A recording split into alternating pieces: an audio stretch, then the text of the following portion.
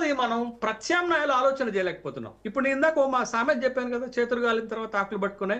ఇప్పుడు గవర్నమెంట్ ఓ నిర్ణయం తీసుకుంది. ఏం నిర్ణయం తీసుకున్నది అని అంటే గ్యాసిఫికేషన్స్ అనేది, కోల్ గ్యాసిఫికేషన్ అనేటటువంటి ఒక ప్రోగ్రామ్ ఇప్పుడు తీసుకుంటున్నాం. ఎంత? 37,500 కోట్ల రూపాయల ఎస్టిమేషన్ తోటి కోల్ గ్యాసిఫికేషన్ అనేది తీసుకుంటున్నాం. ఎందుకంటే భారతదేశంలో 400 సంవత్సరాలకు సరిపోయేటటువంటి కోల్ రిజర్వ్స్ ఉన్నాయి. ఇప్పుడు దాని నుండి మనం గ్యాస్ ఇంధనాన్ని సరఫరా చేసుకునేటటువంటి ప్రయత్నం మొదలు పెట్టడానికి క్యాబినెట్ నిన్న మొన్న నిర్ణయం తీసుకున్నటువంటి సందర్భం ఉన్నది. కాబట్టి మనం ఈ రిజర్వ్స్ ని మెయింటైన్ చేయటంలో ఇబ్బంది పడుతున్నాం. కాబట్టి ఇప్పుడు అక్కడ సమస్యలు వచ్చాయి కాబట్టి ఆ సమస్య మనకి పడింది.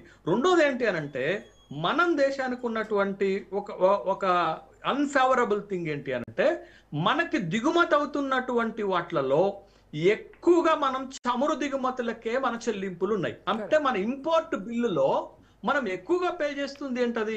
చమురు మీద పే చేస్తున్నాం, నెక్స్ట్ బంగారం మీద పే చేస్తున్నాం, ఎరువుల మీద పే చేస్తున్నాము, తర్వాత ఈ కాస్ట్లీ ఐటమ్స్ మీద పే చేస్తున్నాం. కాబట్టి ఈ తీవ్రత ఏమవుతుంది?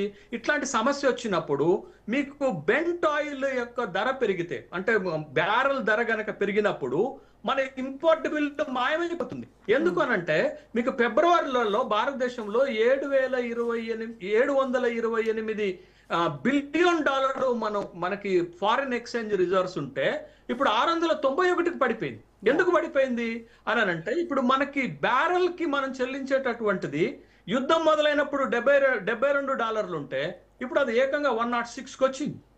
బట్ ఆ ఇంపోర్ట్ బిల్ మనకి ఎప్పుడైతే పెరుగుతుందో అది మనకి నెగటివ్ ఇంపాక్ట్ పడుతుంది ఎకానమీ పైన. ఇంపోర్ట్ రిజర్వ్స్ ఎప్పుడైతే తగ్గిపోతుంటాయో మనకి రకరకాల సమస్యలు వస్తాయి. ఒకటి, మనం దిగుమతులను చెల్లింపులు తక్కువైపోతుంది, ఎక్స్టర్నల్ డెట్స్ పేమెంట్ తక్కువైపోతుంది, రూపాయి బలహీన పడుతుంది.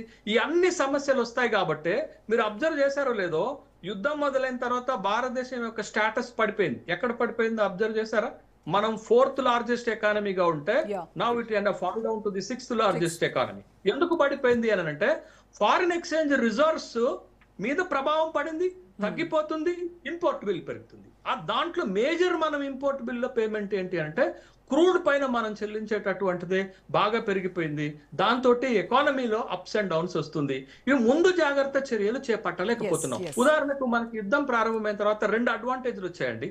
ఒకటి, అడ్వాంటేజ్ 1, ఇరాన్ ఇంకా మనకి చాలా ఔదార్యంగా మన పట్ల ఉన్నది. ఎందుకు తెలుసా? అందరికి హార్ముజ్ క్లోజ్ చేసిన చైనాకి ఇండియాకి హార్ముజ్ ఓపెన్ చేసి పెట్టింది. ఒకవేళ క్లోజ్ చేసి ఉంటే హార్ముజ్ లో ఇన్స్టాల్ అయినటువంటి 28 ఓడలు మనకు రాకుండా ఉంటే పరిస్థితి ఏముండేది?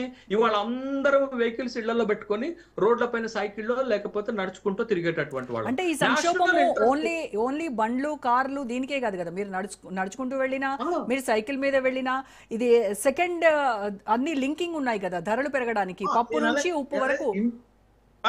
నేను అనేది ఇమ్మీడియట్ ఎఫెక్ట్, ఎఫెక్ట్ ఉంటుంది. అదే నేనేం చెప్పాను మీకు, ఏప్రిల్ 29వ తారీఖు నాడు ఎలక్షన్ అయిపోతే 29-30వ తారీఖు నాడు బంకుల్లో పెట్రోల్ డీజిల్ దొరకలేదు. ఎందుకు అనంటే మొత్తం బ్లాక్ మార్కెటింగ్ వెళ్ళిపోయింది. ఇక ప్రభుత్వం ధర పెంచేస్తుంది అనేటటువంటి ఉద్దేశంతో బ్లాక్ మార్కెట్ చేసినటువంటి సంఘటనలు కూడా మనం చూసాం కదా. అందుకని క్రైసిస్ మనం ముందే ఊహించాం. బట్ ఆ క్రైసిస్ మేనేజ్మెంట్ చేసుకోవటంలో మనం ఎక్కడో వైఫల్యం. రెండోది, మనకు వచ్చిన ఇంకొక ఆఫర్ ఏంటో తెలుసా అండి? ఇరాన్ నుండే కాదు మనకు వచ్చింది, ఈవెన్ అట్ రష్యా నుండి కూడా మనకు ఆఫర్స్ వచ్చాయి. మీకు ఎంత క్రూడ్ కావాలంటే అంత సప్లై చేయడానికి రష్యన్ గవర్నమెంట్ సిద్ధంగా ఉంటే, బట్ మనం అమెరికాని సాటిస్ఫై చేయడానికి లేకపోతే అమెరికాతో ఉన్నటువంటి ట్రేడ్ డీల్స్ విషయంలోనో రష్యా నుండి మనకు కావాల్సినటువంటి దిగుమతి చేసుకోలేకపోయినాం. మన దగ్గర దిగుమతి చేసుకుందాం అన్న స్టోరేజ్ కెపాసిటీ లేదు. ఎట్ ద సేమ్ టైం మనకు ఒక అబ్జర్వేషన్ మనకి ఇక్కడ కనపడుతుంది. ఇప్పుడు ఇరాన్ లో నేవీ బ్లాకేజ్ అయిపోయిన తర్వాత, బ్లాకేజ్ చేసిన తర్వాత ఇరాన్ లో జరుగుతుంది ఏంటండి, ఇరాన్ లో ప్రొడక్షన్ వస్తుంది, ప్రొడక్షన్ చేసుకునే రిజర్వ్స్ అన్ని కూడా నిండిపోయినాయి. కాబట్టి వాళ్ళు ఏం చేస్తున్నారంటే కర్గ్ దీపంలో నుంచి సముద్రంలోకి వదిలేస్తున్న సంఘటన మనం చూసాం కదా. ఒకవేళ వాళ్ళు ప్రొడక్షన్ ఆపితే మళ్ళీ ప్రొడక్షన్ స్టార్ట్ చేయడానికి ఎక్కువ ఖర్చు అయింది. But the same time India కూడా అంతే, మనం దిగుమతి చేసుకుంటే తక్కువకు వస్తుంది, స్ట్రాటజిక్ రిజర్వ్ చేస్తే అది ఎక్కువ అవుతుంది. కాబట్టి ఇండియా స్ట్రాటజిక్ రిజర్వ్ చేసుకోవడానికి ఇప్పుడు ఆ సమస్య వచ్చింది. కాబట్టి ఇప్పుడు మనం ఏం చేస్తున్నాం అంటే కోల్ ద్వారా మనం ఇంధనాన్ని ప్రొడ్యూస్ చేసుకునేటటువంటి ఒక మిషన్ ని ప్రారంభించబోతున్నాం. మరి ఇది ఎప్పటికి రావాలా? సమస్య ఇప్పుడు వస్తే మనం ఇప్పుడు నిర్ణయం తీసుకుంటే ఈ సమస్యకు పరిష్కారం ఎప్పుడు దొరుకుతుంది?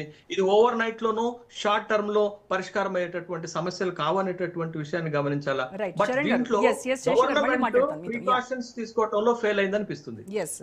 సో చరణ్ గారు, కేంద్ర ప్రభుత్వము కొన్ని పొదుపు సూత్రాలు చెప్పింది, 10 పొదుపు సూత్రాలు